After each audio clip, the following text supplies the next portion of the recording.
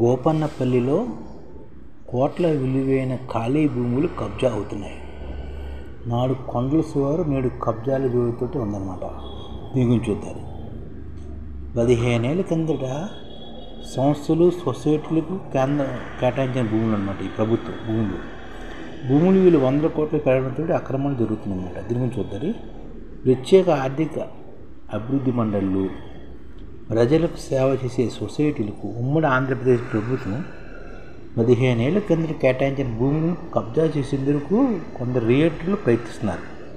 అప్పట్లో నగరానికి దూరంగా కొండలు గుట్టలతో ఉన్న 102 ఎకరాల భూమిని ప్రభుత్వ అధికారులు గోపన్నపల్లిలోని సర్వే నెంబర్ 34లో ఆయా సంస్థలు సొసైటీలకు కేటాయించారన్నమాట.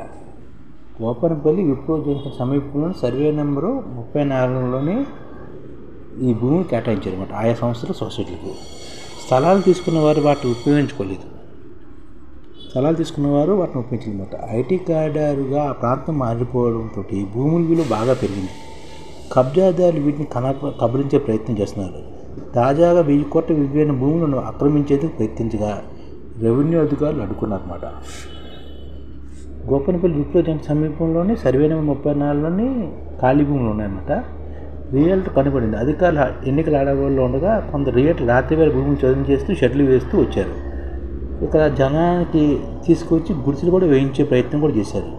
రెవెన్యూ అధికారులు వాటిని ఖాళీ చేయించి పోలీసులు ఫిర్యాదు చేశారన్నమాట. ఉమ్మడి ఆంధ్రప్రదేశ్ ప్రభుత్వం జీవో నెంబర్ 551 కింద గోపన్నపల్లి పరిసర ప్రాంతాల్లో 122 ఎకరాల భూములను 2008లో వేర్వేరు సంస్థలకు కేటాయించింది. రెవెన్యూ అధికారులు ఉత్తర్వుల మేరకు సర్వే చేయించుకొని కంచె నిర్మించుకోవాల్సిన బాధ్యత భూములు తీసుకున్న వారిది. కొందరు ఖాళీగా వదిలేయగా మరి కొందరు కంచెలు వేశారు. వేర్వేరు సంస్థలు సొసైటీలకు ఇవ్వగా ఆ భూములతో సంబంధం లేని కొందరు రెవెన్యూ అధికారులు కూడా పట్టించుకోవడం లేదన్నమాట. భూ యజమానులు కొందరు ఇక్కడ లేకపోవడంతో మళ్ళీ అక్రమం మొదలయ్యాయి. ఈ విధంగా గోపన్నపల్లిలోని కోట్ల విలువైన భూములు ప్రభుత్వ భూములు ఆనాడు ఇచ్చినవి ప్రత్యేక ఆర్థిక మండలికి సొసైటీలకి ఆ భూమి కబ్జా జరుగుతున్నాయి అన్నమాట.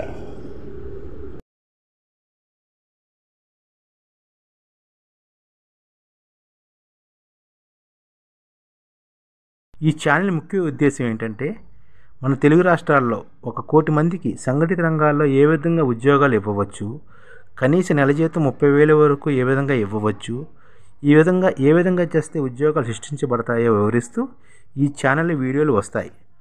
అలాంటి వీడియోలు మీకు కావాలంటే మన ఐడిఎఫ్ భాస్కర్ ఛానల్ని సబ్స్క్రైబ్ చేసుకోండి. ఐడిఎఫ్ అంటే ఇండియన్ డెవలప్మెంట్ ఫోర్స్. ఈ వీడియోలు చూసిన తర్వాత మీకు నచ్చితే లైక్ చేయండి, మీ ఫ్యామిలీ మెంబర్స్కి షేర్ చేయండి, మరియు మీ ఫ్రెండ్స్కి షేర్ చేయండి. Thank you. నమస్కారం.